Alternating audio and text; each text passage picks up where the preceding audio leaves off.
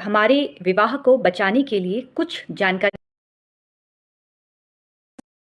चलिए आज बात करते हैं कानून से थोड़ा हटकर। मैंने अपने कमेंट बॉक्स में बहुत सारे ऐसे प्रश्न देखे जिसमें लोगों ने मुझसे पूछा है कि आप हमारे विवाह को बचाने के लिए कुछ जानकारी दीजिए जिससे हो सकता है कि हमें तलाक जैसी स्थिति से ना गुजरना पड़े।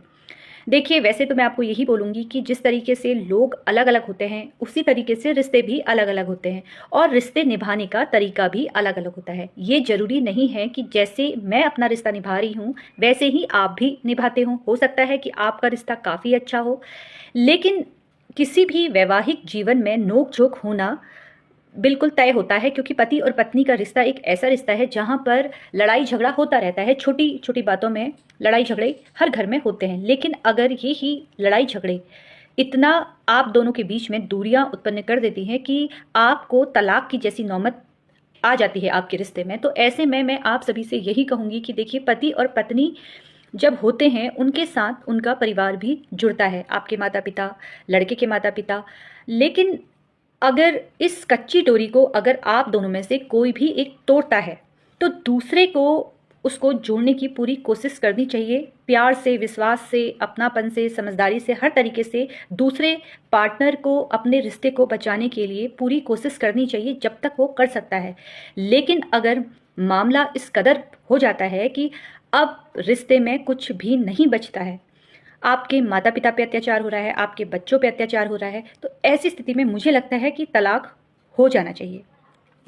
लेकिन अगर एक पार्टनर गुस्सा है, वो रूठ कर मायके चली जाती है आपकी पत्नी, तो आपको एक बार नहीं, दो बार नहीं, जब तक आप कोशिश कर सकते हैं उतनी बार जाकर अपनी पत्नी को मनाना चाहिए। क्योंकि एक पार्टनर अगर गलत करता है तो दूसरे को समझदारी से उस समय काम करना चाहिए, किसी काउंसलर के पास जाना चाहिए और तलाक जैसी प्रक्रिया से नहीं गुजरना चाहिए। क्योंकि सबसे ज़्यादा जो नुकसान होता है इसमें आपका तो होता ही है, साथ में अगर आपके छोटे बच्चे हैं तो उनका काफ़ी नुकसान होता है।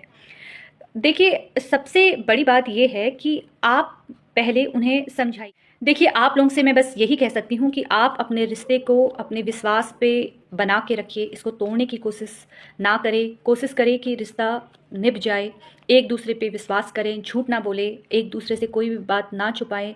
महिलाओं का अक्सर ये नेचर रहता है कि वो गुस्सा होती हैं और तुरंत मायके चली जाती है। फिर वहाँ पर मायके वालों बोलते हैं कि तुम्हें अपने पति के खिलाफ और ससुराल वालों के खिलाफ कार्रवाई करनी है, क्योंकि अब वो टाइम नहीं रहा जहाँ पर लड़की के पेरेंट्स भी बोलते हैं कि कोई बात नहीं, तुम एक बार समझौता करने की कोशिश करो। कहीं ना कहीं लड़की के पेरेंट्स भी ये लड़की से बोलते हैं कि जाओ, तुम एक बार मामला थाने में लेके जाओ, तुम्हारा पति तुम्हारी बात मान जाएगा, तुम्हारे आगे हाथ जोड़ कर खड़े हो जाएगा, एक बार वो जेल जाएगा तो सारी चीज़ें ठीक हो जाएगी। लेकिन ये सबसे बड़ी गलती होती है महिलाओं की, जो दूसरों के बातों में आकर अपना घर तबाह कर लेती हैं।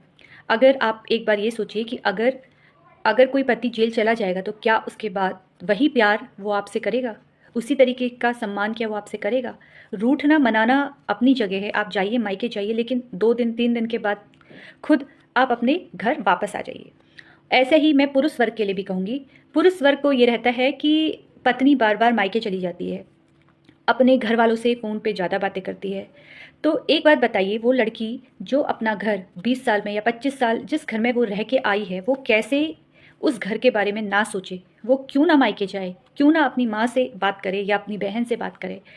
तो ये कहना कि लड़की के घर वाले ससुराल में ज़्यादा इंटरफेयर करते हैं, ये मैं नहीं मानती।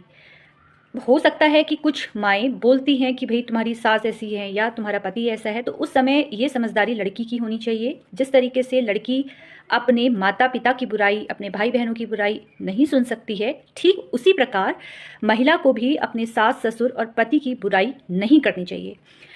आपका इसमें क्या विचार है? आप मुझे कमेंट करके बताइएगा। ऐसी छोटी-छोटी जानकारियों के लिए आप लोग मुझसे जुड़ते रहिए। धन्यवाद।